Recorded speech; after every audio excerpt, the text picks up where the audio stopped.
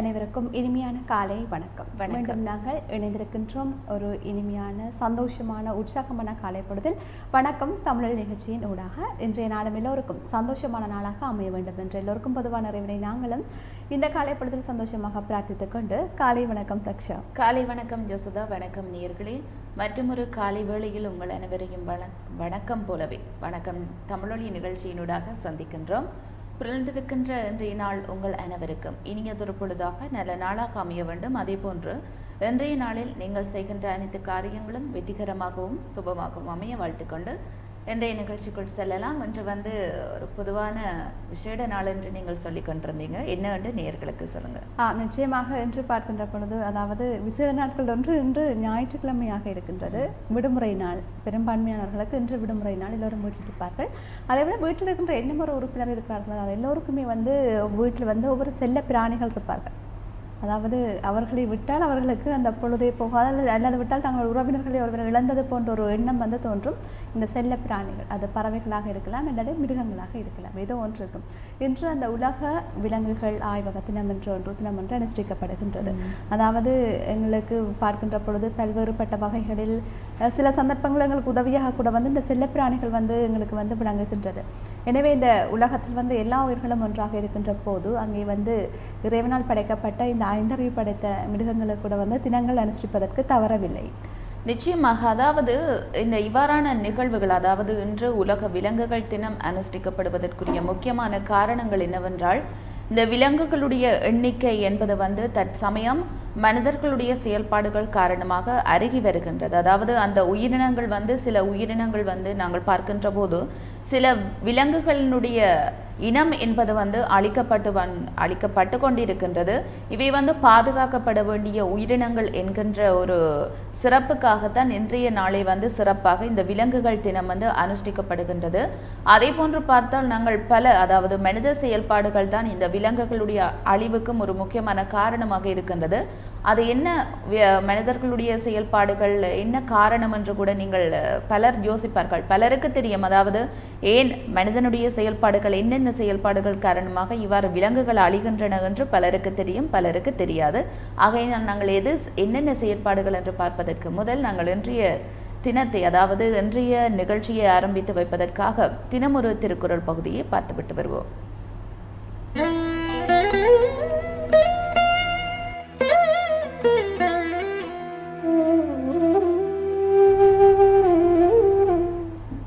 இன்றும் ஒரு திருக்குறள் என்ற அடிப்படையில் பார்க்கின்ற போது கள் ஆமை என்கின்ற அதிகாரத்தில் இந்த ஒரு குறளை எடுத்திருக்கின்றோம். களவென்னும் கேரறி வாண்மை அளவென்னும் ஆற்றல் புரிந்தார்கண் இல். களவு எனப்படும் இருள் படர்ந்த அறிவாண்மையானது அளவறிந்து வாழுகின்ற ஆற்றலை விரும்பிய நன்மக்களிடத்தில் ஒருபோதும் இல்லையாகும். களவென்னும் கேரறிவாண்மை அளவென்னும் ஆற்றல் புரிந்தார்கண் இல்.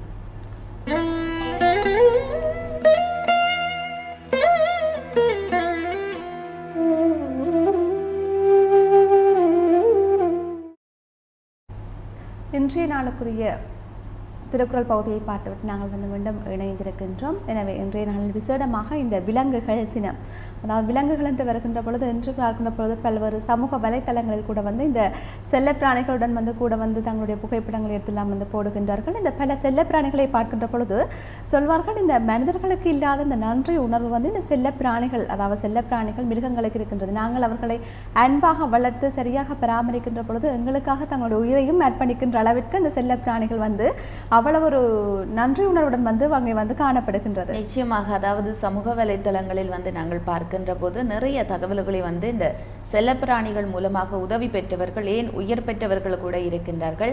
அதே போன்று பார்த்தால் அண்மையில் பல சம்பவங்களை நாங்கள் பார்த்திருக்கின்றோம். உதாரணமாக பிரித்தானியாவில் ஒருவர், அதாவது அவருக்கு வயது 63 வயது, திடீரென அவருக்கு மாரடைப்பு ஏற்படுகின்ற போது அவர் வீட்டில் தனியாகத்தான் இருந்திருக்கின்றார். அவருடன் அவர் வளர்த்த அந்த பூனை மட்டும்தான் இருந்திருக்கின்றது.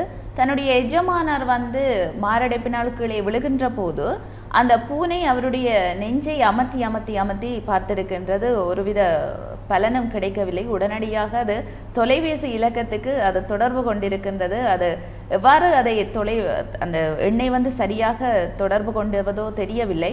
ஆனால் அந்த தொலைபேசி வந்து அவசர போலீசாருக்கு வந்து அழைப்பினை ஏற்படுத்தி விட்டு அது கதைக்காமலேயே வைத்து விட்டது. அதாவது சாதாரணமாக அதை முன்னம் யாரோ டயல் பண்ணி இருக்கின்றார்கள் போன்று இருக்கின்றது. ஆனால் அந்த அழைப்பு வந்து எங்கிருந்து வந்தது உடனடியாக அந்த போலீசார் ரேஸ் பண்ணி அந்த இடத்துக்கு வந்து பார்க்கின்ற போது அங்கே அவர் மாரடைப்பு காரணமாக மயங்கி கீழே விழுந்திருக்கின்றார். உடனடியாக வைத்திய உதவியை பெற்று அவர் உயிர் பெற்றிருக்கின்றார். பின்னர் அது பரவலாக அது அந்த சம்பவத்துடனேயே அந்த பூனை என்பவர் வந்து ஹீரோ ஆகிவிட்டார் அந்த நாடு முழுவதும் அல்ல, அதை நாங்கள் பார்க்கின்ற போது அவர் உலக அளவில் ஃபேமஸ் ஆகிவிட்டார். இவ்வாறு பல சம்பவங்கள் நடைபெற்றிருக்கின்றன. சிறுவர்களை காப்பாற்றிய நாய்கள் கூட இருக்கின்றது. நிச்சயமாக அதே போன்று பல விடயங்கள், அதாவது வீட்டில் வளர்க்கின்ற பிராணிகள் மாத்திரமல்ல, அதாவது இந்திய நாட்டில் கூட வந்து ஒரு சம்பவம் இடம்பெற்றது. ஒரு கண்டறியாத நபர், அதாவது தண்ணீர் குடிப்பதற்காக அந்த தண்ணீர் குழாயை வந்து தேடி வந்து நிற்கின்ற போது அங்கே சென்ற அந்த மனிதர்கள் வந்து அவரை கண்டுகொள்ளவும் இல்லை, அவருக்கு உதவி செய்யவும் இல்லை. ஆனால் ஒரு குரங்கு, அந்த குரங்கு வந்து அந்த தண்ணீர் குழாயை திறந்து விட்டு அவருக்கு நீர் கொடுப்பதற்கு, அங்கே வந்து நீர் குடிப்பதற்கு வந்து உதவி செய்திருப்பதாக கூட வந்து இந்த சமூக வலைத்தளங்களில் இவ்வாறான விசித்திரமான சம்பவங்களை நாங்கள் வந்து அறியக்கூடியதாக இருக்கின்றது. எனவே இந்த உலக விலங்குகள் தினத்தில் இந்த விலங்குகளுடைய சிறப்பு, அவை நீங்கள் குறிப்பிட்டது போன்று இந்த அணிந்து வருகின்ற இனங்கள் இவை எவ்வாறு இருக்கின்றன, அதற்கு யார் காரணமாக அமைந்திருக்கின்றனர் என்பது தொடர்பாக பார்க்க போகின்றோம். அதற்கு முன்னர் சிந்தனை பகுதிகள் வரிசையில் முதலில் சைவ நச்சிந்தனையை இணைத்துக் கொள்ளலாம்.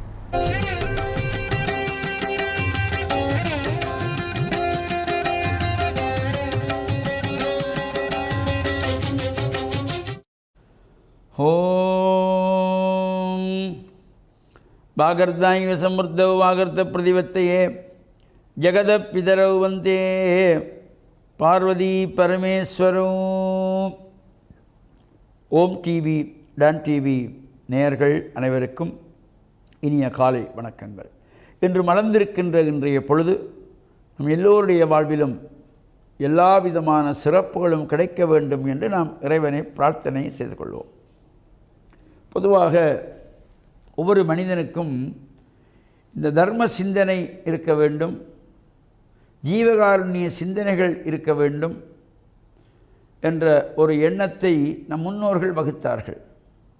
ஒரு மனிதனுக்கும் பிற உயிர்களிடத்திலே அவனுக்கு அன்பு இருக்க வேண்டும், ஜீவகாருண்ய சிந்தனைகள், தர்மம் செய்ய வேண்டும் என்ற அடிப்படையிலே முன்னைய காலத்திலே ஒரு குட்டி கதை சொல்வார்கள். ஒரு ஊரிலே ஒரு பாட்டி இருந்தால், அந்த பாட்டி வடை சுட்டு கொண்டிருந்தாள். அந்த வழியாக ஒரு காக்கா வந்தது. பாட்டியினுடைய வடையை திருடிக்கொண்டு போனது. திருடிக்கொண்டு போன அந்த காக்கை ஒரு மரத்தின் கிளையின் உச்சியிலே அமர்ந்திருக்கின்றது. அந்த வழியாலே ஒரு நரி வருகின்றது. காக்கா காக்கா, நீங்கள் ஒரு அழகான பறவை, பாட்டு பாடி என்று கேட்கிறது. உடனே காகம் காகா என்று கற்றுகின்றது, வடை கீழே விழுகின்றது, நரி கொண்டு போகின்றது என்ற இந்த கதையை முதலாம் ஆண்டிலே கதையாக இந்த பாடப்புத்தகத்திலே அது உறைந்திருக்கின்றது. இந்த ஒரு குட்டி கதைக்குள்ளே மனித நேயம், மனித தத்துவம், மனித வாழ்வில் மனிதன் எப்படி வாழ வேண்டும் என்பதையெல்லாம் அந்த முதலாம் ஆண்டு 2ஆம் ஆண்டு பாடப்புத்தகத்துக்குள்ளே நம் முன்னோர்கள் சொல்லி வைத்தார்கள். ஆனால் இன்றும் அது நமக்கு கதையாக மட்டும் இருக்கின்றது. அந்த பாட்டி வடை சுற்று கொண்டிருந்தாள் என்கின்ற பொழுது, பாட்டி என்கின்ற பொழுது வயதிலே முதிர்ந்தவர், நிறைய அனுபவம் கண்டவர், பிள்ளை குட்டி பெற்றவர், பேரப்பிள்ளைகளை கண்டவர். எனவே அவருக்கு ஜீவகாருண்ய சிந்தனை இருந்திருக்க வேண்டும். ஒரு வாயில்லாத ஜீவன் காக்கா கொண்டு வருகிறது என்றால் ஒரு பாதி வடையை எடுத்து போட்டிருந்தால் அந்த காக்கைக்கு திருட வேண்டும் என்ற எண்ணம் வந்திருக்காது. எனவே பாட்டியிடத்திலே ஜீவகாருண்ய சிந்தனை இல்லாததினாலே அந்த காக்கையை கலைக்கிறார். அது மீண்டும் சுற்றி வந்து வடையை திருடி கொண்டு போகிறது. எனவே காக்கையை திருட வைத்தது பாட்டியினுடைய தவறு. சரி, திருடிய காக்கை மரத்தின் கிளையிலே உட்கார்ந்திருக்கிறது. அது உண்ணவில்லை. நரி வருகின்றது. காக்கா காக்கா நீ அழகான பறவை என்று புகழுகின்றது. எனவே அந்த ஒரு மனிதன் புகழ்ச்சிக்கு எப்பொழுது மயங்குகின்றானோ அவனுடைய முயற்சி வீணடித்துவிடும் என்ற தத்துவத்தை நமக்கு எடுத்து காட்டுவது. அது மட்டுமல்லாமல் பிறர் பொருளை நீ திருடினால் அது உனக்கு சுவராது என்ற தத்துவத்தை இந்த காகமானது காகாண்டு கத்துகின்ற பொழுது வலை கீழே விழுகின்றது. பிறர் பொருளை அபகரித்தால் அது உனக்கு சுவராது, நீ அதை உண்ண முடியாது என்ற தத்துவத்தை நமக்கு எடுத்து காட்டுகிறது. எனவே இந்த நல்ல சிந்தனைகள் நமக்கு வர வேண்டும். ஜீவகாருண்ய சிந்தனைகள் நம்மிடத்திலே இருக்க வேண்டும். வாயில்லாத ஜீவன்களை கண்டால் நம்மால் முடிந்த ஏதாவது அதுக்கு நமக்கு பசிக்குது என்று கேட்க தெரியாது.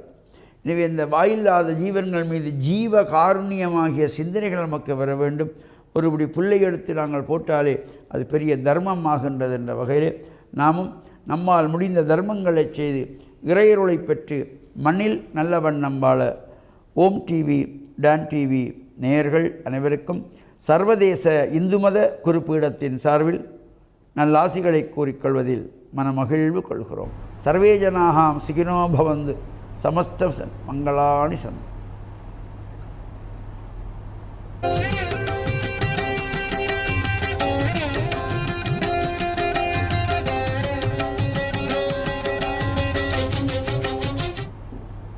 சைவ நச்சிந்தனை பகுதியிலிருந்து நாங்கள் மீண்டும் இணைந்திருக்கின்றோம். அந்த வகையில் நாங்கள் இந்த விலங்குகளுடைய சிறப்புகள் தொடர்பாக பார்க்க போகின்றோம். அவை அவற்றிற்கும் இயற்கைக்கும் இடையிலுள்ள தொடர்புகள் எவ்வாறாக இருக்கின்றது, நாங்கள் அவற்றையும் எவ்வாறு பாதுகாக்க வேண்டும் என்பது தொடர்பாக பார்க்க போகின்றோம். அதாவது இந்த மரங்களை நாங்கள் பாதுகாக்க வேண்டும் என்று கூறுவது போன்றுதான் இந்த நாட்டில் விலங்குகளுடைய தேவையும் காணப்படுகின்றது. அதாவது ஒவ்வொரு நாட்டிலும் கூறப்படுகின்ற விடயம் பார்க்கின்ற போது இந்த புலிகள் இருக்கின்றதானே, புலிகள் அங்கே ஏனைய விலங்குகளை வேட்டையாடுகின்றது என்பதற்காக பலர் புலிகளுடைய எண்ணிக்கை குறைய வேண்டும் என்று கூறுகின்றார்கள். ஆனால் வன ஆய்வாளர்கள் அதே போன்று இயற்கை பாதுகாப்பாளர்கள் கூறுகின்ற விடயம், அதாவது வனத்தினுடைய சமநிலையை பேணி பாதுகாப்பதற்கு புலிகளுடைய எண்ணிக்கை ஒரு அளவுக்கு இருக்க வேண்டும். அவ்வாறு இருந்தால்தான் ஏனைய விலங்குகளை வேட்டையாடுகின்ற பொழுது இந்த தாவர உண்ணிகளை கூறுவார்கள். தாவர உண்ணிகள் அதிகமாக பெருகுகின்ற பொழுது அங்கே காட்டினுடைய இயற்கை வளத்திற்கு பாதிப்புகள் ஏற்படும் என்கின்ற வகையில் இந்த ஊனுண்ணிகளுடைய எண்ணிக்கையும் சம அளவில் இருக்க வேண்டும் என்று கூறப்படுகின்றது. எனவே ஊனுண்ணிகளாக இருந்தாலும் சரி, தாவர உண்ணிகளாக இருந்தாலும் சரி, அந்த இறைவனுடைய படைப்பில் எல்லா விலங்குகளும் சமநிலையில் இருக்கின்ற பொழுதுதான் இயற்கையினுடைய சம வளம் பாதுகாக்கப்படுகின்றது. நிச்சயமாக, அதாவது இந்த பூமியில் எல்லா உயிரினங்களும் வாழ்வதற்குரிய தகுதிகள் இருக்கின்றன என்பதற்காகத்தான் இறைவன் எல்லா உயிர்களையும் படைத்திருக்கின்றான். ஆனால் மனிதர்களாகிய நாம் எமது உணவு தேவைகள் என்று கூறிக்கொண்டு அவற்றை நாங்கள் வேட்டையாடி கொண்டிருக்கின்றோம். மேலும் பல்வேறுபட்ட எங்களுடைய பண தேவைகளுக்காகவும் நாங்கள் பல்வேறு உயிரினங்களுடைய உறுப்புகள், அதே போன்று நாங்கள் தந்தங்களை எடுப்பதற்காக யானைகளை கொல்லுகின்றோம். இவ்வாறு புலியினுடைய பல்லை எடுப்பதற்காக புலிகளை கொள்கின்றோம். இவ்வாறு பல உயிரினங்களை பல்வேறுபட்ட தேவைகளுக்காக நாங்கள் கொன்று கொண்டிருக்கின்றோம். இதற்கு முக்கியமான காரணம் மனிதனுடைய ஆசைகள் தான் இங்கே காணப்படுகின்றது. அதே போன்று பல்வேறு உயிரினங்கள் தற்காலத்தில் அருகி கொண்டிருக்கின்றது. இதற்கு முன்னர் நாங்கள் ஆய்வு மூலமாக பார்த்திருக்கின்ற இனம் முற்றகாலிந்த இனம் என்று இந்த டைனோசர் இனத்தை கூறுவோம். இந்த டைனோசர் இனம் தன்னைத்தானே, அதாவது தன் இனமென்றும் பார்க்காமல் தங்களுடைய இனங்களை தாங்களே கொன்றதாக நாங்கள் வரலாறுகள் மூலமாக ஆய்வுகள் மூலமாக படித்திருக்கின்றோம். அது எந்த அளவுக்கு உண்மை என்பது தெரியாவிட்டாலும் இவ்வாறு ஏனைய செயல்பாடுகள் காரணமாக பல உயிரினங்கள் தற்காலத்தில் அருகி கொண்டு வருகின்றது. அதிலும் குறிப்பாக நீங்கள் இந்த புலி பற்றி கூறியிருந்தீர்கள். அண்மையில் அந்த இந்தியாவில் நாங்கள் பார்த்திருந்தோம், உணவுக்காக ஒரு கிராமத்திற்குள் சென்ற புலியை அந்த கிராமத்தவர்கள் அனைவருமே கையை காலை வெட்டி அதை தூக்கில் போட்டிருக்கின்றார்கள். அதாவது இது மனிதாபிமானமற்ற ஒரு செயலாகத்தான் அங்கே ஒரு அந்த பதிவு ஒன்று பதிவேற்றியிருந்தார்கள், யார் இங்கே மிருகங்களாக இருக்கின்றார்கள் என்று. அதாவது பசிக்காக வந்தது என்னுடைய தப்பா, அதே போன்று இவ்வாறு என்னை கட்டி வைத்து என்னுடைய கால்கைகளை வெட்டி தன்னை தூக்கில் போட்டது யார், இங்கே மனிதர்கள் தான் மிருகங்களாக இருக்கின்றார்கள் என்று இங்கே ஒரு பதிவேற்றம் கூட இருந்தது. ஏன் அந்த புலி கிராமத்துக்கு வந்தது, உணவை தேடி ஏன் கிராமத்துக்கு வந்தது என்று நாங்கள் பார்க்கின்ற போது முக்கியமான விடயம் பார்க்கின்ற பொழுது மனிதர்களுடைய செயற்பாடுகள் அதில் தங்கி இருக்கின்றது. அதாவது இன்று புலி மாத்திரமல்ல, இன்று காட்டில் வாழுகின்ற பல மிருகங்கள் அதாவது மக்கள் குடியிருப்புகளுக்கு வருகின்றார்கள் என்றால் அதுக்கு முக்கியமான காரணம் அவர்கள் இருக்கின்ற அந்த இயற்கை வளங்கள் அழிக்கப்பட்டிருக்கின்றன. அதாவது இன்று கூறுகின்ற விடயமே அதுதான். நிச்சயமாக, அதாவது இந்த புலி, அதே போன்று யானைகள், சிங்கங்கள் என்று, அதாவது இப்போது நகர பகுதிகளுக்கு எந்தெந்த விலங்குகள் வருகின்றனவோ அவை எல்லாம் காட்டில் தான் வசிக்க அவர்களின் இடமாக இருந்தது, பிறப்பிடமாக இருப்பதே காடுகள் தான். ஆனால் இந்த காடுகளை விட்டு இந்த ஜீவராசிகள் இப்போது நகர பகுதிகளுக்கு வருவது முக்கியமான காரணம் மனிதர்களுடைய செயல்பாடுகள். அது என்ன செயற்பாடுகள் என்று பார்க்கின்ற போது காடு அழித்தல், அதாவது தன்னுடைய தேவைகளுக்காக மரங்களை வெட்டுதல், அதே போன்று காடுகளை அழித்தல் என்று இவ்வாறு மனிதனுடைய செயல்பாடுகள் அமைகின்ற போது அங்கே அவர்கள் தங்களுடைய உணவுகளை அதே போன்று இருப்பிடங்களை இழக்கின்ற காலப்பகுதியில் அவர்கள் அப்படியே படையெடுத்து கொண்டு நகர பகுதிகளுக்கு வருவதை நாங்கள் காணக்கூடியதாக இருக்கின்றது. நகர பகுதிகளுக்கு வருகின்ற போது இது சம்பந்தப்பட்ட அதிகாரிகள் இதற்குரிய தீர்வை பெறாமல் அந்த உயிரினங்களை கொள்வதற்கு உடந்தையாக இருப்பதும் இங்கே ஒரு முக்கியமான காரணம். அதே போன்று கவலைக்குரிய விடயம். அதே போன்று இப்போது புலி இனங்களை நாங்கள் பார்க்கின்ற போது அழிந்து வருகின்ற இனங்களில் இந்த புலி இனங்களும் உள்ளடக்கப்பட்டிருக்கின்றது. அதே போன்று பல்வேறு வகையான விலங்குகளை நாங்கள் பார்க்கின்ற போதும் சில துருவக்கரடிகள் கூட இருக்கின்றன, அதே போன்று பெண்குயின்கள் போன்று இருக்கின்றன. இவ்வாறான உயிரினங்கள், அரிய வகை உயிரினங்கள் எல்லாம் தற்போது அருகி வருகின்ற உயிரினங்களில் சேர்க்கப்பட்டிருக்கின்றது. பொதுவாக நாங்கள் எங்களுடைய பிரதேசங்களை எடுத்துக்கொள்வோம். முன்னிய காலத்தில், அதாவது புராதன காலத்தில் நாங்கள் குழந்தைகளாக இருக்கின்ற போது நாங்கள் பார்த்த இந்த பறவை இனங்களை தற்சமயத்தில் காண கிடைப்பதில்லை. நிச்சயமாக. அதாவது பல பறவை இனங்கள், அதில் இந்த செண்பகம் என்று சொல்வார்கள், அந்த பறவை இனம் கூட இப்பொழுது காண்பதற்கு அரிதாகத்தான் இருக்கின்றது. நிச்சயமாக. அதே போன்று இந்த செண்பகம் என்று பார்க்கின்ற போது நாங்கள் இந்த செண்பகத்தினுடைய தோற்றத்தை பார்க்கின்ற போது காகம் போன்று இருந்தாலும் அதனுடைய அந்த கண்கள் சிவப்பாக இருக்கும். அந்த சிவப்பை வைத்து நாங்கள் கண்டுபிடிப்போம் இது செண்பகம் என்று. அதே போன்று ஒவ்வொரு, அதாவது மாலை 4 மணி 6 மணி எனும் போது நாங்கள் குயிலினுடைய சத்தத்தை கேட்போம். அந்த குயிலினுடைய சத்தம் கேட்கின்ற போது நாங்கள் சிறுவர்களாக இருக்கின்ற போது நாங்களும் சேர்ந்து கூவிக்கொண்டு இருப்போம். ஆனால் இப்போது தற்காலத்தில் நாங்கள் பார்க்கின்ற போது இவ்வாறான குயில்களுடைய சத்தத்தையே நாங்கள் காண நிச்சயமாக. அதிலும் குறிப்பாக இந்த வசந்த காலம் வந்துவிட்டாலே குயில்கள் கூவது அதிகமாக இருக்கும். இப்பொழுதெல்லாம் சித்திரை வருடப்பிறப்பெல்லாம் வந்துவிட்டது. ஆனால் அந்த குயில்கள் கூவுகின்ற சத்தம் தான் கேட்கக்கூடியதாக இல்லை. இனிவரும் காலங்களில் கூவுகின்றனவோ தெரியவில்லை. ஆனால் இப்பொழுது இல்லை, குறைவு. அதாவது எங்களுடைய பிரதேசங்களில் கூவுகின்ற தன்மை குறைவாகத்தான் இருக்கின்றது. அதாவது சில பறவை இனங்களை நாங்கள் பார்க்கின்ற போது எங்கள் கண் முன்னாலே நாங்கள் கண்ட பறவைகளை தற்சமயம் காணாமல் இருக்கின்றோம். அதற்கு முக்கியமான காரணம் இவையும் ஒரு வகையில் அருகி வருகின்ற ஒரு இனங்களாகத்தான் இருக்கின்றதோ, பறவைகளாக இருக்கின்றதோ என்கின்ற ஒரு அச்சம் கூட ஏற்படுகின்றது. அந்த வகையில் எங்களுடைய சூழல் மாற்றங்கள், மனிதனால் ஏற்படுத்தப்படுகின்ற இந்த சூழல் மாற்றங்கள் காரணமாக எங்களுடைய கண்ணுக்கு தெரியாத, அதே போன்று நாங்கள் அறியாத பல உயிரினங்களுடைய செயல்பாடுகள் அருகி வருகின்றது. அவர்களுடைய இனங்களே அழிந்து வருவதைத்தான் நாங்கள் காணக்கூடியதாக இருக்கின்றது. அதே போன்று பல பறவைகளை நாங்கள் பார்த்திருந்தோம். இந்த விலங்குகளுக்கு முதல் நாங்கள் பறவைகளை பார்த்திருந்தோம். இந்த இரட்டைவால் குருவி, அதே போன்று சிட்டுக்குருவி, மாம்பழக்குருவி, பலாக்கொட்டை குருவி என்று பல குருவிகளை கண்டிருப்போம் சிறு வயதில். அவை எல்லாவற்றையும் பார்க்கின்ற போது இந்த பொதுவாக பல மரங்களில் நாங்கள் அதிகமாக பார்த்திருப்போம். இவ்வாறான உயிரினங்களை தற்காலத்தில் காண கிடைப்பதில்லை. இது முக்கியமான காரணம். அதாவது இவையும் அழிந்து வருகின்ற பட்டியலில் இருக்கின்றதோ என்கின்ற ஒரு அச்சம் கூட ஏற்படுகின்றது. சரி, அந்த வகையில் நாங்கள் இந்த உயிரினங்கள், அதாவது விலங்குகள் அருகி வருகின்ற உயிரினங்கள் சம்பந்தமாக கதைத்துக் கொண்டிருக்கின்றோம். அடுத்ததாக மதம் சார்பான சிந்தனையில் கிறிஸ்தவ சிந்தனையை பார்த்துவிட்டு வருவோம்.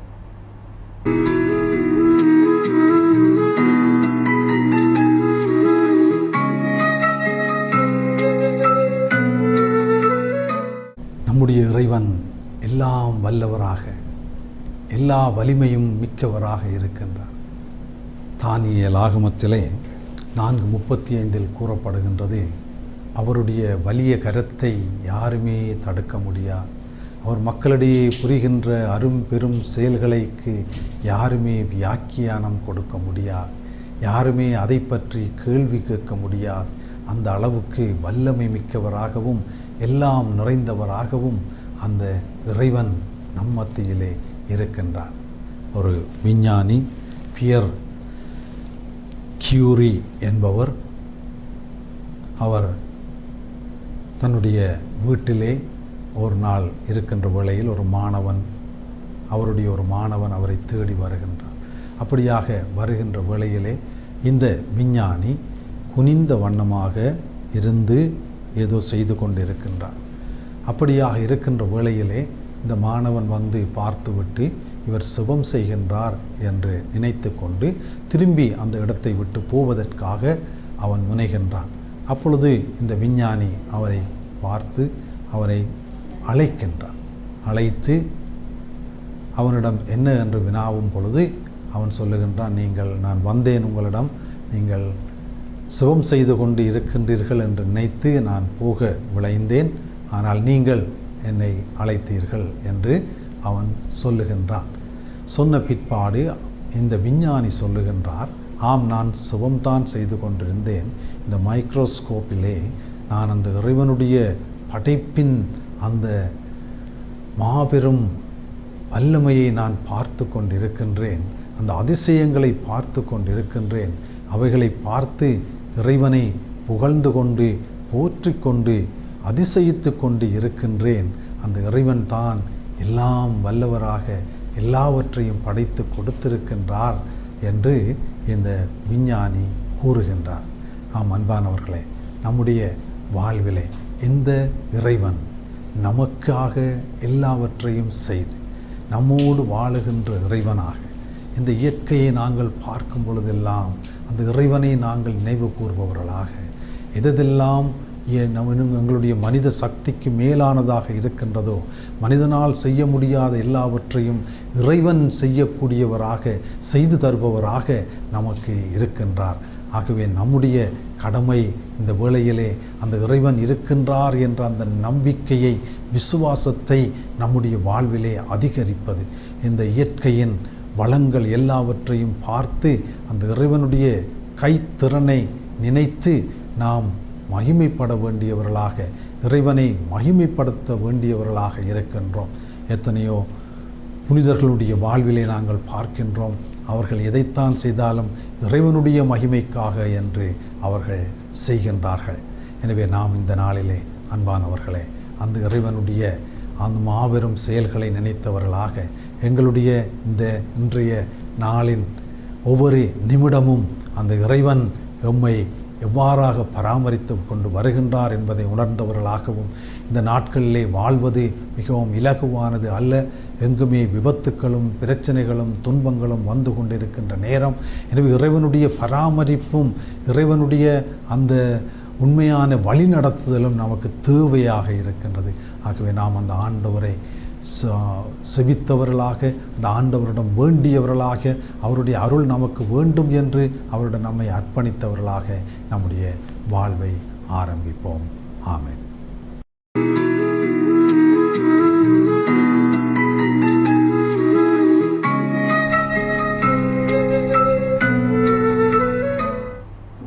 கிறிஸ்தவ சிந்தனை பகுதியை தொடர்ந்து நாங்கள் மீண்டும் இணைந்திருக்கின்றோம். இன்றைய நாளில் நாங்கள் இந்த ஜீவகாருண்யம் தொடர்பாகவும் பார்க்கலாம். அதாவது விலங்குகள் என்று வருகின்ற பொழுது அங்கே ஜீவகாருண்யம் முக்கிய இடத்தை பெறுகின்றது. அதாவது இன்று கூட என்னுடைய பிரதேசத்தில் பார்க்கின்ற போது இந்த மிருக பலிக்கு ஆலயங்கள் இடம்பெறுவதற்கு எதிராக இடைக்கால தடை உத்தரவு கூட பிறப்பிக்கப்பட்டிருக்கின்றது. அதாவது வருகின்ற காலங்களில் பல ஆலயங்களில் இந்த வேள்விகள் இடம்பெற இருக்கின்ற சூழ்நிலையில் அங்கே அதற்குரிய தடை உத்தரவை கூட நீதிமன்றம் பிறப்பித்திருக்கின்றது. காரணம் அங்கே மிருகங்கள் பலியிடப்படக்கூடாது என்கின்ற ஒரு நோக்கில், அதிலும் குறிப்பாக இந்த ஆலயங்களில் வைத்து மிருகங்கள் பலியிடப்படுகின்ற அந்த துன்பகரமான செயலுக்கு ஒரு முடிவு கட்டப்பட்டிருக்கின்றது.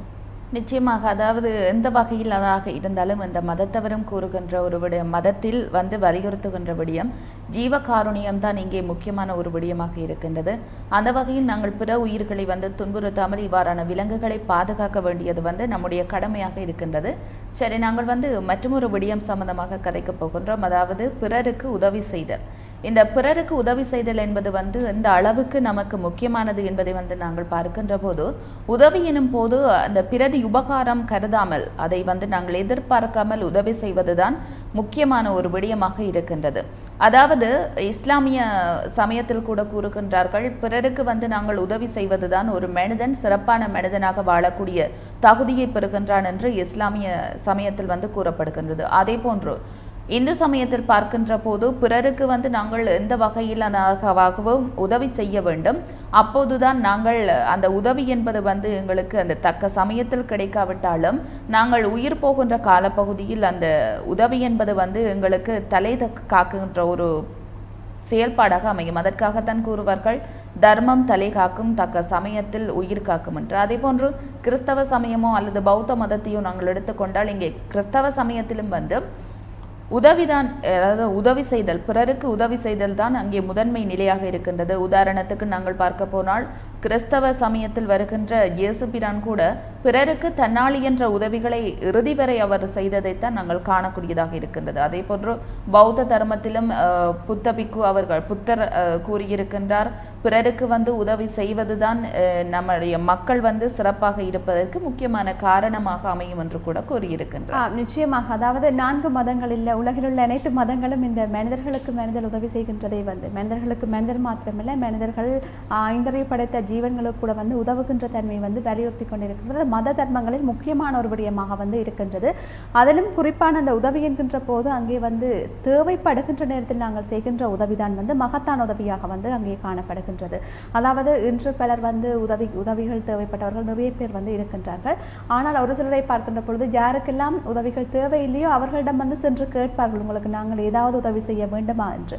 ஆனால் அவர்களுக்கு அந்த உதவி தேவையாக இருக்காது. அதேபோல இன்னொரு தரப்பினருக்கு எங்களுக்கு யாராவது உதவி செய்ய மாட்டார்களா என்று எண்ணிக்கொண்டிருக்கின்ற அந்த வேளையில் அவ்வாறானவர்களை தேடி சென்று உதவி கேட்பவர்கள் குறைவாக இருக்கின்றார்கள். ஆனால் உண்மையின்படி பார்க்கின்ற போது மத தர்மங்கள் அதே போன்று வாழ்க்கையினுடைய தர்மங்கள் அடிப்படையில் பார்க்கின்ற பொழுது அங்கே தேவைப்பட்டவர்களுக்கு நாங்கள் தேடி சென்று உதவி செய்ய வேண்டும். அதிலும் குறிப்பாக இந்த இந்து சமயத்தை பொறுத்தவரையில் கிருகஸ்தம் என்கின்ற நிலையில் தான் உதவி, அதாவது ஒரு கிருகஸ்தனாக இல்லற வாழ்வில் இருக்கின்றவர் மற்ற நிலைகளில் இருக்கின்றவர்களுக்கு தன்னாலான உதவிகளை செய்கின்ற பொழுதுதான் இல்லற வாழ்வு என்பது அங்கே அவருக்கு மகத்தானதாக அமையும் என்று கூறப்படுகின்றது. அந்த வகையில் உதவி என்பது மிகவும் முக்கியமான விடயம். அதிலும் தேவை அறிந்து உதவி செய்வது என்பது மிக மிக அவசியமாக இருக்கின்றது.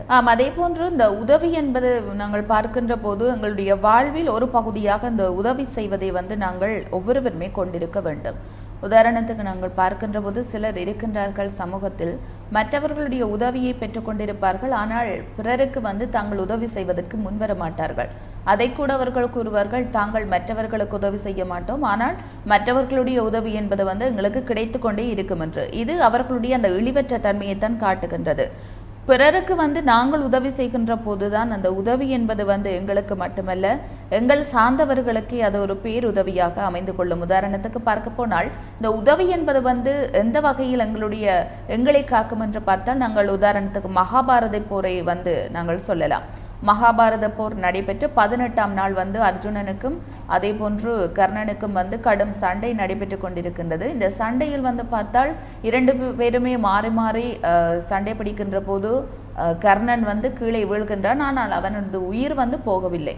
அப்போது அர்ஜுனன் கண்ணனிடம் வினாவுகின்றான், கிருஷ்ணரிடம் வினாவுகின்றான், ஏன் அவருடைய உயிரை என்னால் எடுக்க முடியவில்லை என்று. அப்போதுதான் கிருஷ்ணர் கூறுகின்றார், அவன் செய்த தர்மம் அவனது உயிரை காத்து கொண்டு இருக்கின்றது என்று கூறுகின்றார்.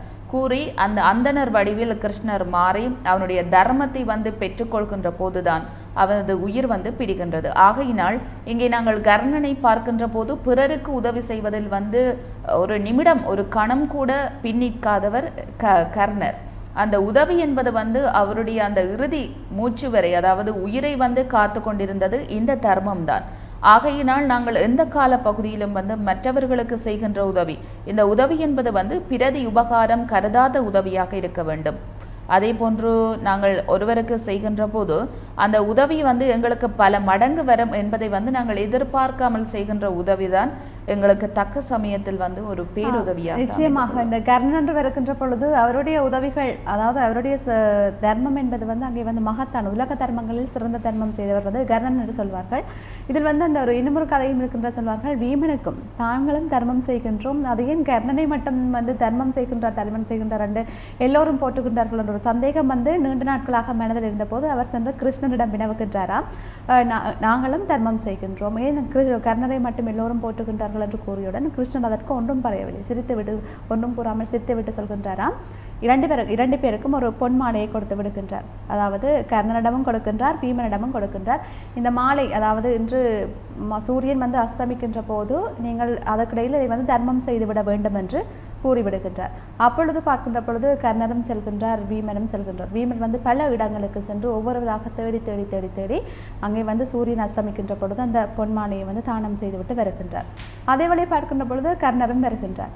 அங்கே கிருஷ்ணர் வினவுக்கின்றாராம், உங்களுக்கு எவ்வளவு நேரம் எடுத்திருக்கின்றது, அதாவது இந்த மாலையை தானம் செய்வதற்குன்னு சொல்ல. கர்ணர் சொல்லியிருக்கிறார், நீங்கள் தந்து ஒரு நொடி பொழுதிலேயே நான் அந்த மாலையை நான் கொடுத்து விட்டு என்னுடைய வேலைக்கு சென்று விட்டேன் என்று கூறியவுடன் பீமனுக்கு ஒரே ஆச்சரியம். காரணம், பீமன் காலையிலிருந்து மாலை வரை ஒவ்வொரு தேடி சென்று தான் அங்கே உதவி செய்திருக்கின்றார். அப்பொழுது சிரித்துவிட்டு கிருஷ்ணர் கூறிய விடயமாக இருக்கின்றது, தர்மம் செய்கின்ற பொழுது எதையுமே சிந்திக்காமல் எந்த ஒரு சுயநலத்தையும் யோசிக்காமல் கர்ணர் உடனடியாக தர்மம் செய்து விட்டார். ஆனால் உன்னை பார்க்கின்ற பொழுது நீ ஒவ்வொரு இடமாக சென்று அஸ்தமிக்கின்ற அந்த நேரம் வரைக்கும் காத்திருந்து தான் தர்மத்தை மேற்கொண்டார்.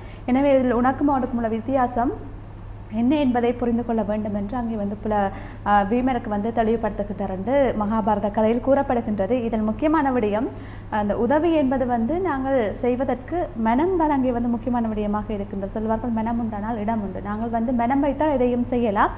ஆனால் சற்று நாங்கள் சிந்திப்போமாக இருந்தால், யோசிப்போமாக இருந்தால் அங்கே அது சரியான உதவியாக அமையாது. நிச்சயமாக. அதாவது இந்த உதவி என்பது யார் யாரை சென்றடைய வேண்டும் என்பதும் இங்கே ஒரு ஒரு ஒரு எடுத்துக்காட்டாக இருக்க வேண்டும். அதாவது நாங்கள் உதவி தேவைப்படுபவர்களை விடுத்து உதவி தேவையில்லாதவர்களுக்கு உதவி செய்வது அது ஒரு உதவியிலேயே அமைந்திருக்காது. அதாவது சமூகத்தில் சிலர் இருக்கின்றார்கள், அதாவது உதவி தேவைப்படாதவர்கள் என்று பார்க்கின்ற போது அங்கே அவர்கள் சமூகத்தில் உயர்ந்த அந்தஸ்தில் அதை போன்று செல்வந்தர்களாக இருக்கின்றவர்களுக்கு ஏதாவது சிறு உதவியாவது நாங்கள் செய்து அவர்களுடைய மனதில் இடம் பிடிக்க வேண்டும் என்று காத்து கொண்டிருப்பார்கள். ஏனெனில் அவர்களுடைய மனதில் இடம் பிடித்தால் இவர்களுக்கு பேர்ந்து பிறருடைய உதவியே தேவைப்படாது. அவர்களுடைய உதவி ஒன்று இருந்தாலே இவர்களும் சமூகத்தில் தங்களுடைய, அதாவது தங்களுக்கு தேவைப்படுகின்ற நேரங்களில் உதவிகளை பெற்றுக்கொள்ளலாம் என்று நினைக்கின்றவர்களும் இருக்கின்றார்கள். அதாவது இதெல்லாம் ஒரு உதவியாகவே கருத முடியாது. ஏனெனில் இறைவன் என்பவன் இருக்கின்றான். அவன் நாங்கள் செய்கின்ற எல்லாவற்றையும் பார்த்து கொண்டிருக்கின்றான்.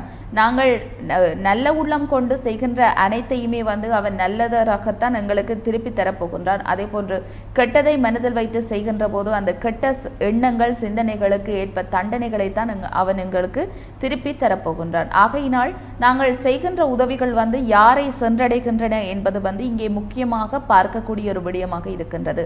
ஏழை எளியப்பட்டவர்களுக்கு, அதே போன்று வறுமையிலால் இருக்கின்றவர்களுக்கு, ஒருவேளை உணவை கூட பெற முடியாதவர்களுக்கு நாங்கள் உணவை கொடுப்பதும் ஒரு சிறந்த உதவியாகத்தான் இருக்கும். அதே போன்று நாங்கள் ஒரு பிரதேசங்களை நாங்கள் எடுத்துக்கொள்கின்ற போது பலர் பல கஷ்டங்களை அனுபவித்து கொண்டிருப்பார்கள். அவ்வாறானவர்களுக்கு நாங்கள் தேடி சென்று உதவிகளை செய்ய வேண்டும். இவ்வாறான உதவிகள் தான் எப்போதுமே நாங்கள் கூட பிறர் மத்தியில் நல்ல ஒரு நிலையில் இருப்பதற்கு, அவர்களுடைய மனதில் நல்ல இடம் பிடிப்பதற்கு ஒரு முக்கியமான காரணமாக அமையும். அந்த வகையில் இன்றைய நாளில் நாங்கள் உதவி செய்கின்ற மனப்பான்மை சம்பந்தமாக கதைத்துக் கொண்டிருக்கின்றோம். இந்த வேளையில் நாங்கள் அடுத்ததாக இஸ்லாமிய சிந்தனையை பார்த்துவிட்டு வருவோம்.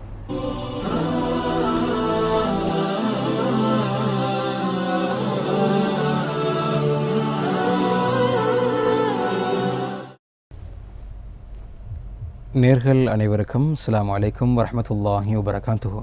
எமது டேர்ன் டிவி வழங்கும் நற்சிந்தனையினூடாக மீண்டும் உங்களை சந்திப்பதில் மிக்க மகிழ்ச்சி அடைகின்றோம். இன்றைய நற்சிந்தனையினூடாக இஸ்லாம் வியாபாரத்தை ஆகமாக்கி இருக்கிறது, வட்டியை ஹராமாக்கி இருக்கிறது. வியாபாரத்தை அனுமதித்திருக்கிறது, வட்டியை ஹராமாக்கி இருக்கிறது, விலக்கி இருக்கிறது. கொடுக்கல் வாங்கல் விடயத்தில் இஸ்லாம் காட்டித்தரக்கூடிய அழகிய வழிமுறையாக இருந்து கொண்டிருக்கிறது. ஆகவே எங்களுடைய வியாபாரங்கள் மற்றவர்களை ஏமாற்றுவதிலிருந்து, மற்றவர்களை ஏமாற்றுவதை விட்டும் நாங்கள் எங்களுடைய வியாபாரத்தை நாங்கள் பாதுகாத்து கொள்ள வேண்டும். உண்மையை பேசி நாங்கள் எமது கொடுக்கல் வாங்கலில் ஈடுபட வேண்டும். மற்றவர்களை நாங்கள் ஏமாற்றக்கூடாது. அருமை ரசூல் ஸல்லல்லாஹு அலைஹி வஸல்லம் சொன்னார்கள், மன் கஷனா ஃபலைஸ மின்னா. யார் ஏமாற்றுவார்களோ அவர் எம்மை சார்ந்தவர் அல்ல என்று. மேலும் ஒரு வியாபாரிக்கு ஒரு அழகிய உபதேசத்தை சொன்னார்கள். மக்களுக்கு தேவைகள் ஏற்படுகின்ற நேரத்தில் அந்த வியாபார சரக்குகளை பதுக்கி வைப்பதும் கூட இஸ்லாத்தில் விளக்கப்பட்ட ஒரு விடயமாக இருந்து கொண்டிருக்கிறது.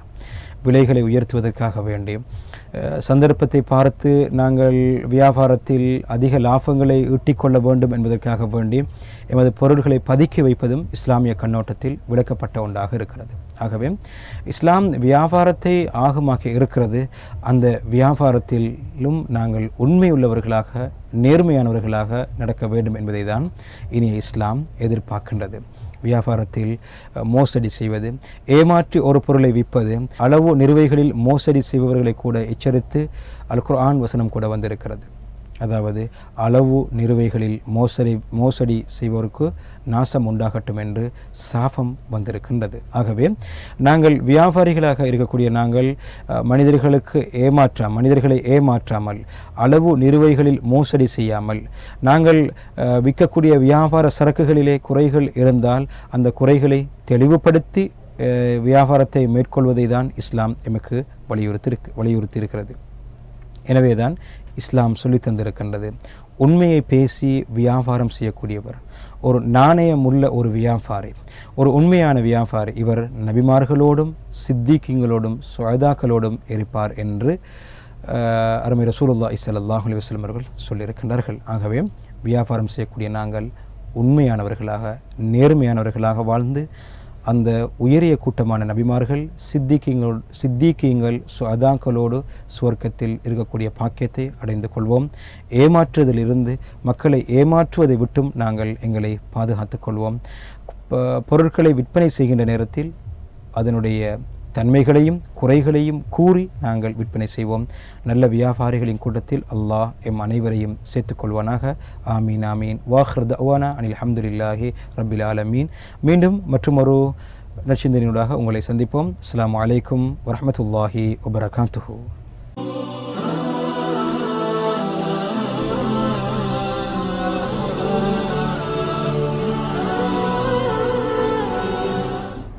இஸ்லாமிய சிந்தனை பகுதியை திறந்து நாங்கள் மீண்டும் இணைந்திருக்கின்றோம். இன்றைய நாளில் நாங்கள் இந்த உதவிகள் தொடர்பாக பார்த்து கொண்டிருக்கின்றோம். அதாவது உதவி என்று வருகின்ற பொழுது தமிழ் இலக்கியங்கள் இந்த உதவிக்கு கூட வந்து வரைவிலக்கணங்களை கூற தவறவில்லை. உதவி எந்த வகையில் முக்கியமானது, எவ்வாறாக அமைந்திருக்க வேண்டும், யாருக்கெல்லாம் உதவி செய்ய வேண்டும் என்று பல இலக்கியங்கள் கூறுகின்றன. அதிலும் குறிப்பாக நாங்கள் திருக்குறளை எடுத்துக்கொள்கின்ற போது திருவள்ளுவர் கூறுகின்றார், அதாவது வறியவர்களுக்கு நாங்கள் செய்கின்ற உதவிதான் வந்து உண்மையான உதவியாக இருக்கின்றது, மற்ற எந்த உதவியும் சரியான உதவியாக அமையாது என்று கூறப்படுகின்றது. அதேவேளை சிவபிரகாசர் வந்து கூறுகின்ற பொழுது ஒரு விடயத்தை தன்னுடைய பாடலில் கூறுகின்றார், அதாவது வெள்ளம் வரும் முன் நாங்கள் வந்து அணை கட்ட வேண்டும், இல்லாவிட்டால் அங்கே வந்து அந்த வெள்ளமானது வந்து பயிர்களை எல்லாம் வந்து நாசமாக்கிவிடும். அதே போன்றுதான் இன்னுமொரு விடயம் இருக்கின்றது. சொல்வார்கள், இந்த உலகத்தில் எமன் வந்து எங்களுடைய உயிர்களை பறிக்க முன்னர் நாங்கள் சேர்த்து வைத்திருக்கின்ற செல்வங்கள், எங்களால் முடிந்த உதவிகளை நாங்கள் வந்து மற்றவர்களுக்கு செய்ய வேண்டும், அதுதான் எங்களுக்கு வந்து இறப்பின் பின்னரும் வந்து ஒரு முத்தியை தரக்கூடிய விடயமாக அமைந்திருக்கும் என்று வந்து கூறுகின்றார்கள். எனவே இந்த உதவி என்று பார்க்கின்ற பொழுது அதற்கு பல வகைப்பட்ட வகையில் விளக்கங்கள் வந்து கூறப்படுகின்றது. இந்த நடைமுறை வாழ்க்கையில் எந்த அளவிற்கு சாத்தியமாக இருக்கின்றது என்பதுதான் அடுத்த கட்டமாக இருக்கின்றது. இங்கே ஒரு விடயம் இருக்கின்றது தாட்சி, அதாவது உதவி என்று வருகின்ற பொழுது இன்று அந்த அரசினால் கூட வந்து பலதரப்பட்ட உதவிகள் வந்து சமூகத்தில் உள்ள ஏழை எளியவர்களுக்கு, வறுமைப்பட்டவர்களுக்கு, இயலாதவர்களுக்கு என்று அங்கே வந்து வழங்கப்படுகின்றது. இவ்வாறு வழங்கப்படுகின்ற பொழுது அங்கே ஒரு சிக்கல் இருக்கின்றது. அதாவது அவர்கள் கொடுக்கின்ற உதவிகளில் முற்றுமுழு உதவி கூட வந்து அங்கே வந்து இவ்வாறானவர்களுக்கு சென்று சேர்வதில்லை என்ற குற்றம் வந்து இருக்கின்றது. அதாவது உதவி தேவைப்பட்டவர்களை தவிர ஏனையவர்கள் வந்து அந்த அரசினால் வழங்கப்படுகின்ற உதவிகளை எல்லாம் வந்து பெற்றுக்கொள்வதாக கூட வந்து கூறப்படுகின்றது. இந்த வேளையில் சமூகத்தில் பாதிக்கப்படுபவர்கள் அந்த உதவி தேவைப்பட்டவர்களாக இருக்கின்றார்கள். நிச்சயமாக இது அரசர் காலத்தில் மட்டுமல்ல, இன்றைய காலத்திலும் நடைபெற்று கொண்டுதான் இருக்கின்றது. பல்வேறுபட்ட சமூகம் சார்ந்த உதவிகள் வந்து நலிவுற்றவர்களுக்கு வழங்கப்படுகின்ற போது அந்த உதவிகள் நலிவுற்றவர்களை சென்றடையாமல் இருப்பதை வந்து நாங்கள் கண்கூடாக பார்க்கக்கூடியதாக இருக்கின்றது. அதிலும் வந்து குறிப்பாக இன்றைய சமூகத்தில் வந்து பல உலோபிகள், அதாவது எச்சில் கையால் கூட காக்கையை ஓட்டாதவர்களும் இருக்கின்றார்கள். இவ்வாறானவர்களுக்கு வந்து பிறருக்கு உதவி செய்தல் என்ற ஒரு துடி எண்ணம் கூட ஏற்படாத நிலைதான் ஏற்படும். அதே போன்று இந்த உதவிக்கு வந்து நாங்கள் பல கதைகளை கூறலாம். அதில் வந்து நான் எனக்கு பிடித்த கதை, அண்மையில் வாசித்த ஒரு கதையை நான் கூறுகின்றேன். அதாவது இது எந்த வகையில் நாங்கள் ஒருவருக்கு செய்கின்ற உதவி என்பது வந்து எந்த வகையில் எங்களுக்கு மறுபடியும் வந்து சேரும் என்பதைத்தான் இந்த கதை கூறுகின்றது. அதாவது ஒரு பெண்மணி ஒருவர், அதாவது குறிப்பிட ஒரு 45 வயது மதிக்கத்தக்க ஒரு பெண்மணி தன்னுடைய கார் பயராக, அதாவது பழுதாகிவிட்டது என்பதற்காக அவர் வீதியில் நிற்கின்றார். அவருடைய அந்த வீதிக்கு முன்னால் ஒரு சிறு தேத்தண்ணி கடை வைத்திருப்பவர் வந்து தேத்தண்ணியை ஆற்றி கொண்டிருக்கின்றார், டீ கடை வைத்திருப்பவர்.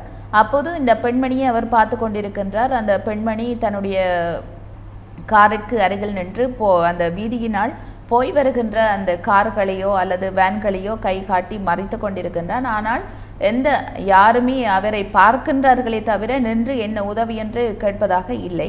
இவ்வாறு இருக்கின்ற போது ஒரு 5 நிமிடங்கள் கழித்து இந்த டீ கடையில் இருந்தவர் அந்த உரிமையாளர் அங்கே இறங்கி செல்கின்றார். அங்கே இறங்கி என்ன பிரச்சனை என்று கேட்கின்ற போது அவர் தன்னுடைய கார் டயர் பஞ்சராகிவிட்டது என்று கூறுகின்றார். அப்போது அவர் தன்னால் இயன்ற உதவிகளை வந்து அந்த டயரை மாற்றி அதற்கு ஸ்டெப்னியெல்லாம் மாற்றி அந்த காரை வந்து அவருக்கு சரிப்படுத்தி கொடுக்கின்றார். சரிப்படுத்தி கொடுக்கின்ற போது அந்த பெண்மணி ஒரு காசை வந்து இவரிடம் நீட்டுகின்றார்.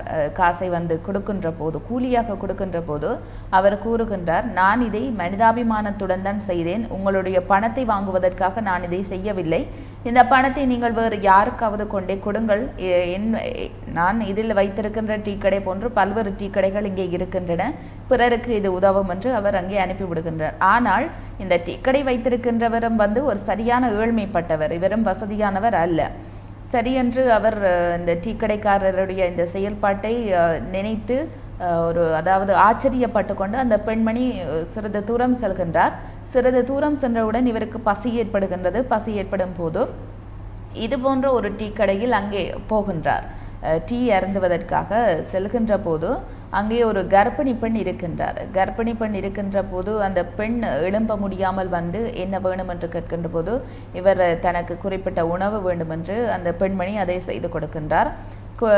செய்து கொடுக்கின்ற போது இவருக்கு தோன்றுகின்றது, கர்ப்பிணியாக இருக்கின்றால், மிகவும் கஷ்டப்படுகின்றாள் என்று அவர் 5000 ரூபாவை வந்து அந்த பெண்மணிக்கு தெரியாமல் தான் உண்ட உணவு தட்டிற்கு கீழ் வைத்துவிட்டு செல்கின்றார்.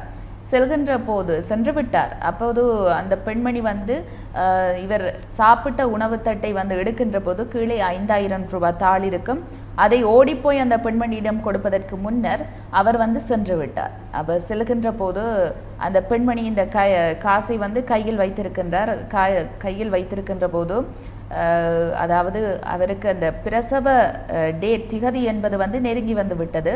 அப்போது யோசிக்கின்றார், தன்னுடைய நாளைய தினம் தான் வைத்தியரிடம் செல்வதற்கு காசு இல்லை என்று நினைத்து கொண்டிருந்தேன், கடவுள் எனக்கு இந்த காசை தந்து விட்டார், தான் இதை தன்னுடைய கணவரிடம் கொண்டு போய் சேர்க்க வேண்டும் என்று யோசித்து கொண்டு வருகின்றார் முன்னர் இருந்த டீ கடைக்காரர். அதாவது இந்த பெண்மணிக்கு உதவி செய்த அதே டீ கடைக்காரருடைய மனைவிதான் இவராக இருக்கின்றார். ஆகையினால் நாங்கள் ஒருவருக்கு செய்கின்ற உதவி என்பது வந்து நம்முடைய குடும்ப உறுப்பினர்களுக்கு அது எந்த மாதிரியான வகையில் வந்து இந்த உதவிகள் திருப்ப எங்களுக்கு கிடைக்கப்பெறுகின்றதை என்பதைத்தான் இந்த கதை என்பது வந்து எடுத்து காட்டுகின்றது. நிச்சயமாக, அதாவது தான் அந்த உதவியினுடைய மகத்துவம் என்று வந்து கூறப்படுகின்றது. எப்பயோ ஒரு காலத்தில் நாங்கள் எங்கேயோ செய்த சிறிய உதவி கூட வந்து எங்களுக்கு ஏதோ ஒரு வகையில் வந்து துணை புரியும். அதே போல என்னமொரு விடவும் இருக்கின்றது தக்ஷா. அதாவது நாங்கள் யாருக்காவது உபத்திரம் செய்திருந்தாலும் அதுவும் மறுபடியும் கிடைக்கும் என்பதுதான் உண்மையான விடயமாக இருக்கின்றது. நிச்சயமாக, அதாவது நல்லது செய்தால் எங்களுக்கு அந்த நல்லது என்பது வந்து பெரிய மடங்கு கிடைக்கும். அதே போன்று கெட்டது செய்தாலும் அதே பல மடங்கு எங்களுக்கு அந்த கெட்டது என்பது வந்து திருப்பி எங்களுக்கு கிடைக்கும்.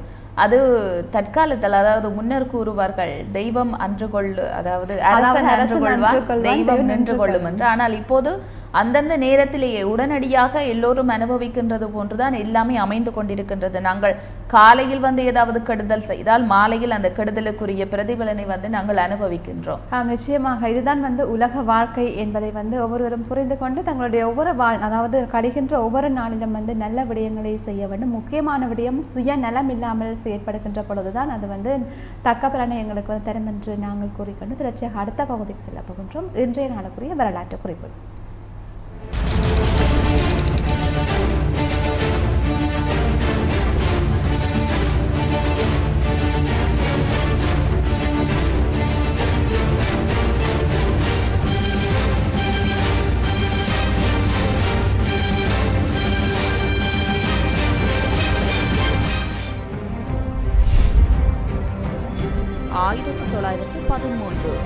வானளாவி கோபுரம் புல்வர்த் கோபுரம் நியூயார்க் நகரில் கட்டப்பட்டது. 1915 ஆர்மீனிய இனப்படுகொலை. கான்ஸ்டான்டினோபிளில் பல்லாயிரக்கணக்கான ஆர்மீனியர்கள் படுகொலை செய்யப்பட்டனர். ஏனையோர் நாட்டை விட்டு விரட்டப்பட்டனர். 1961 17ஆம் நூற்றாண்டைச் சேர்ந்த வாசா என்ற ஸ்வீடனின் கப்பல் மீட்டெடுக்கப்பட்டது. 1967 சோயூஸ் 1 விண்கலத்தில் பயணித்த ரஷ்ய வீரர் விளாடிமிர் கமரோவ் அவரது குதிக்குடை திறக்க முடியாமல் போனதால் உயிரிழந்தார். இவரே விண்வெளி பயணம் ஒன்றில் உயிரிழந்த முதலாவது வீரராவார்.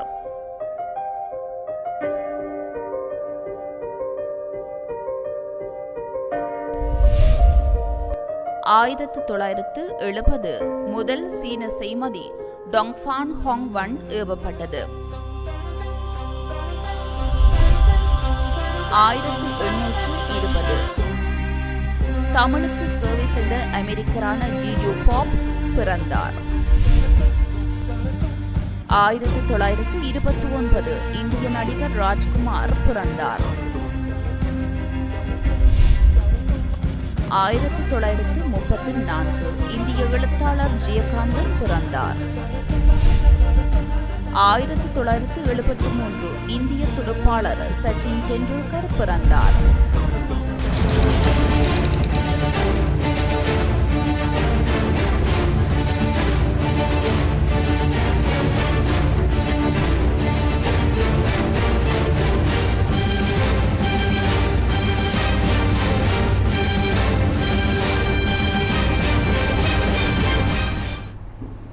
இன்றைய வரலாற்று குறிப்பை நாங்கள் பார்த்திருக்கின்றோம். இன்றைய நாள் உதவி தொடர்பாக பார்க்கின்ற பொழுது நாங்கள் இந்த தாவரங்கள் சிலவற்றை நாங்கள் உதாரணமாக எடுத்துக்கொண்டால் குறிப்பாக வாழை மரம், அதே போன்று இந்த பனை மரம். வாழை மரத்தில் நாங்கள் வாழை இலை, வாழை தண்டு, வாழைக்காய், வாழைப்பூ, அதே போன்று வாழைப்பழம் என்றவாறாக வாழையில் எந்த ஒரு விடயங்களை நாங்கள் விட்டு வைப்பதில்லை. உணவுகளுக்காகவும் நாங்கள் பயன்படுத்துகின்ற பல தேவைகளுக்காக வாழையை பயன்படுத்துகின்றோம். அதே போன்று அந்த கற்பகத்தரு என்கின்ற பனை மரம் இருக்கின்றது. பனை மரத்தில் கூட நாங்கள் பலவற்றை பெற்றுக்கொள்கின்றோம். அவை எங்களுக்கு அதாவது எங்களிடம் எதையும் எதிர்பார்க்காமல் நிறைய விடயங்களை எங்களுக்கு அங்கே கொடுக்கின்றது. இதே போது இந்த வாழை மரத்தை கொடுக்கின்ற பொழுது அந்த வாழை மரம் மீண்டும் அந்த வேரிலிருந்து உருவாகி மறுபடியும் எங்களுக்கு மீண்டும் மீண்டும் உதவிகளையே செய்து கொண்டிருக்கின்றது. எனவே இந்த உதவி கூட நான் வாழை மரத்தையும் கூறுகின்றேன் என்றால் தக்ஷ, அதாவது பரம்பரையாக உதவிகள் செய்து கொண்டே இருக்க வேண்டும் என்பதற்காகத்தான் இந்த வாழை மரத்தை உதாரணமாக காட்டுகின்றார்கள். அதாவது தந்தை சில சமயங்களில் நிறைய உதவிகளை செய்து அங்கே அவர் வறுமைப்பட்ட சந்தர்ப்பம் ஏற்படுகின்ற பொழுது சில பிள்ளைகள் என்ன செய்வார்களாக இருந்தால், எல்லோருக்கும் கொடுத்துதான் எங்களுடைய அப்பா கஷ்டப்பட்டவர், இனிமேல் நாங்கள் இந்த விடயத்தில் ஈடுபடக்கூடாது என்பதில் கவனமாக இருப்பார்கள். அவ்வாறு இல்லாமல் நாங்கள் பரம்பரையாக வாழியடி வாழியாக இந்த உதவிகளை செய்து கொண்டிருக்க வேண்டும். அது எங்களுக்கு ஏதோ ஒரு வகையில் ஏதோ ஒரு சந்தர்ப்பத்தில் நிச்சயமாக அதனுடைய பலனை பெற்றுத்தரும் என்பதற்காக தான் இந்த வாழை மரத்தை உதாரணமாக கூறப்படுகின்றது. நிச்சயமாக, அதாவது கூறுவார்கள், முன்கை செய்வது முழங்கைக்கு தெரியக்கூடாது, இடதுகை செய்வது வலக்கைக்கு தெரியக்கூடாது என்று. ஏன் இதை இவ்வாறு கூறுகின்றார்கள் என்றால், எங்கள் உடல் உறுப்புகள், நாங்கள் செய்கின்ற உதவிகள் எங்களுடைய உடல் உறுப்புகளுக்கே தெரியக்கூடாது என்று இருக்கின்ற போது நாங்கள் செய்கின்ற உதவிகளை பிறருக்கு சொல்லி காட்டுதல் தகுமா? அதாவது இது ஒரு கேள்விக்குறிதான். சிலர் இருக்கின்றார்கள் சமூகத்தில், அதாவது ஒருவருக்கு உதவி செய்து விட்டால் அந்த உதவியை எல்லோருக்கும் தம்பட்டம் அடித்து காட்டுதல். அதாவது சொல்வார்கள், உதவி செய்கின்ற பொழுது நான் இது யாருக்குமே சொல்லவில்லை, இது எனக்கும் உங்களுக்கும் தெரிந்த விடயம் என்று கூறுவார்கள்.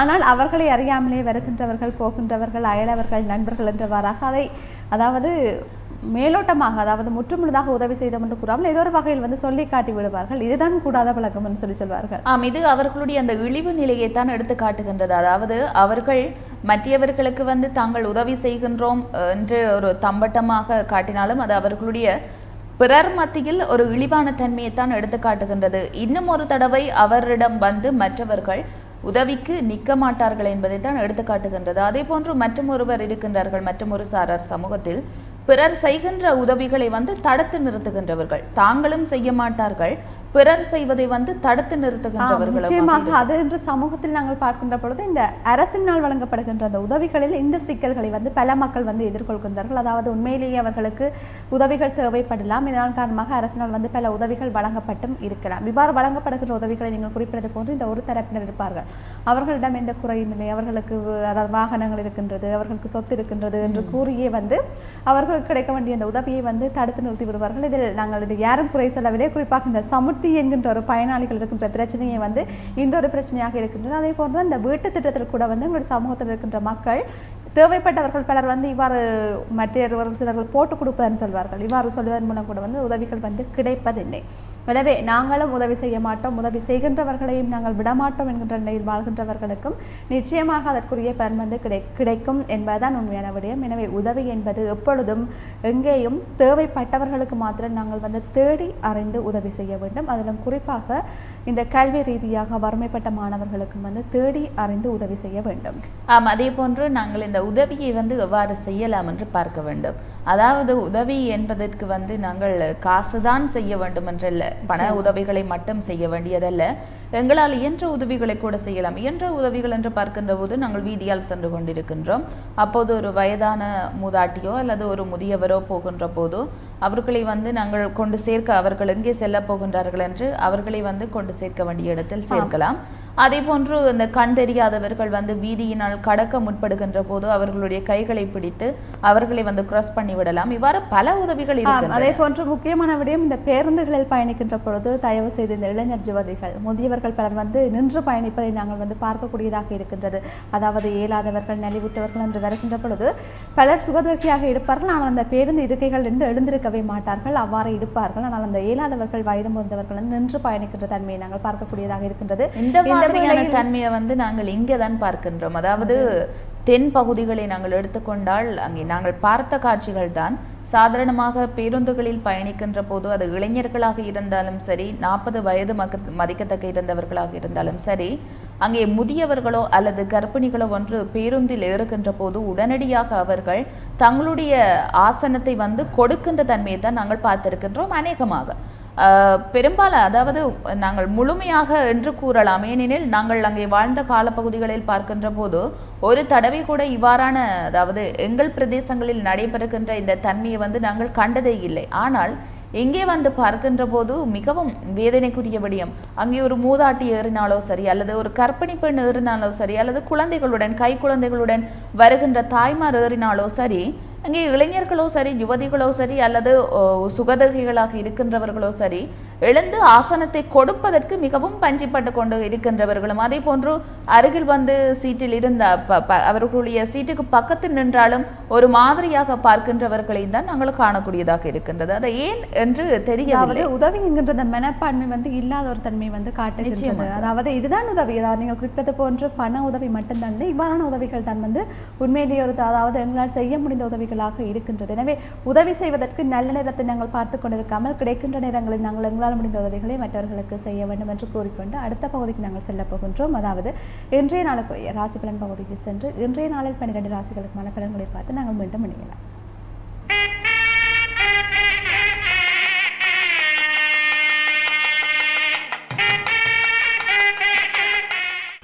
வணக்கம். இன்றைய ராசி பலன் 24/4/2016 ஞாயிற்றுக்கிழமை, துர்முகி வருடம் சித்திரை மாதம் 11ஆம் திகதி, மரண யோகம், துதியை திதி, விசாக நட்சத்திரம் பிற்பகல் 12:14 வரை, பின் அனுசம், ராகுகாலம் 4:30 முதல் 6 வரை, சுப நேரம் 9:30 முதல் 10:30 வரை. 12 ராசிகளுக்குமான பலன்களை பார்க்கலாம்.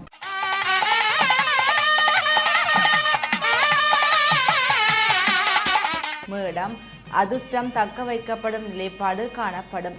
தொழிலின் நிமித்தம் குடும்ப பிரிவு ஏற்படும். சுபகாரியம் ஒன்று எதிர்பாராமல் நடந்துவிடும். பிதாவின் தேக நலம் மேம்படும். மடிக்கணி மூலம் ஏற்ற மருமகனை தேடுவீர்கள்.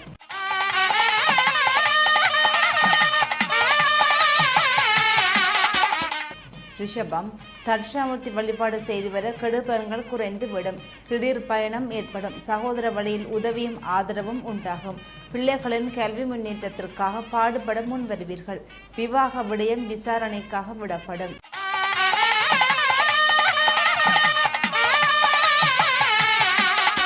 மிதுனம், பழுதடைந்த உணவுப் பொருட்களினால் உடல்நலம் பாதிக்கப்படலாம்.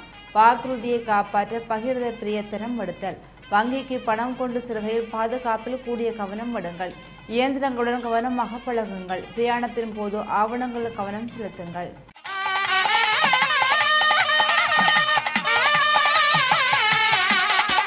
கடகம், குழந்தை பாக்கியம் கிட்டிவிட்ட அறிகுறி தென்படும். உள்ள தொழிலையும் வெளியூர் வேலையையும் இழந்து போகலாம். விசா மற்றும் குடியுரிமைக்காக காகித திருமணம் செய்ய முற்படுதல்.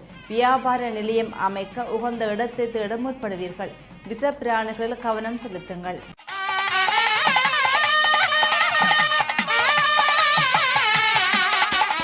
சிம்மம், அசுப சகுனங்கள் ஏற்படும் வேளையில் பிரயாணத்தை கைவிடவும்.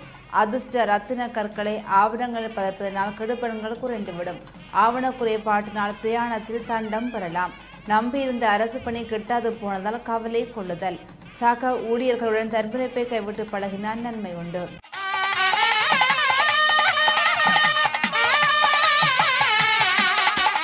கன்னி, இன்றைய நாளில் நன்மை பலாபலன்கள் ஏற்படும். நாகதோஷம் உள்ளவர்கள் தோஷ நிவர்த்தி மேற்கொள்ளுங்கள். புதிய மனை கட்டும் முன்னப்பாடு மேலோங்கும். மூத்த சகோதரரின் உதவி கிடைக்கும். அரசு தனியார் துறைகள் பதவிக்கான சந்தர்ப்பம் உண்டு.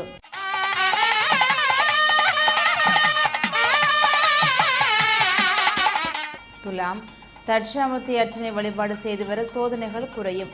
கொடுத்த கடனை மீளப்பெற தனித்து செல்ல வேண்டாம். முன்னேற்றம் படிப்படியாக உயர்ந்து செல்லும். செய்தொழில் போதிய கவனம் எடுங்கள்.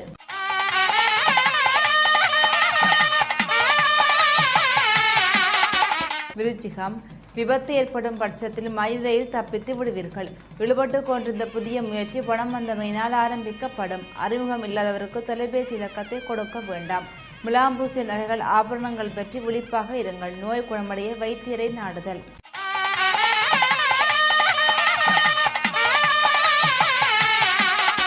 தனுசு, தேங்கியவை புதிய யுக்தி மூலம் லாபத்தை தரும். பயணத்துக்கு நிலவிய இடையூறுகள் விலகிவிடும். கலந்துரைகள் தீர வழி பிறக்கும். புத பகவான் கலாச்சாரத்தினால் பதவிகள் கிடைக்கும் யோகம் உண்டு.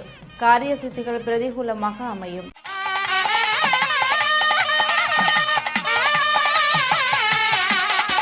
மகரம், உணவு கட்டுப்பாட்டை மேற்கொண்டால் நீரிழிவு நோயின் தாக்கம் குறையும். சனி, சந்திர பார்வையினால் குடும்பத்தில் முரண்பாடு தோன்றும். விசா கிடைக்க வெளியூர் பணிக்காக திருமணம் செய்ய நேரிடும். பிள்ளைகளின் இடத்தை குலத்தை கண்காணிப்பது மிக மிக அவசியம். நிலுவையின் ஒரு பகுதி வந்தடையும்.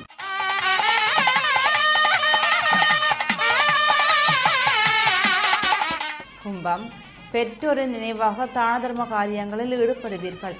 மாமன் மேவுடன் பணம் முன்னிட்டு பிரச்சினை உருவாகலாம். புதிய நட்பினை முளையிலேயே கிள்ளிவிடுங்கள். ஓய்வின் பின்னரும் மீண்டும் பெற மனம் விரும்பும். வளர்ப்பு நாயினால் தாக்கப்படும் அபாயம் உண்டு.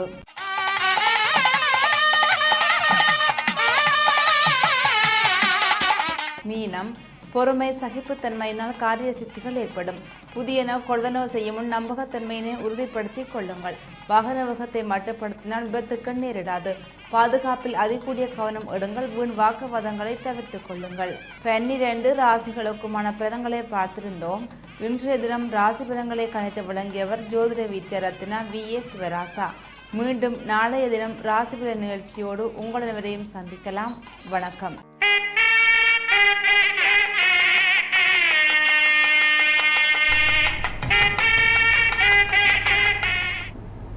இன்றைய ராசிபலன் பகுதியை திறந்து நாங்கள் மீண்டும் இணைந்திருக்கின்றோம். இந்த இன்றைய நாள் நிகழ்ச்சியில் நாங்கள் கூறவிருக்கின்ற விடயம் இறுதியாக இந்த உதவி தொடர்பாக நாங்கள் பார்க்கின்ற பொழுது, உதவி என்பது எப்பொழுதும் நாங்கள் மனதார செய்ய வேண்டிய ஒன்று. அதற்காக நாங்கள் நேரமெல்லாம் பார்க்க தேவையில்லை. கிடைக்கின்ற நேரங்களில் முடிந்த அளவுக்கு உதவிகளை மற்றவர்களுக்கு நாங்கள் செய்யலாம் இல்லையா?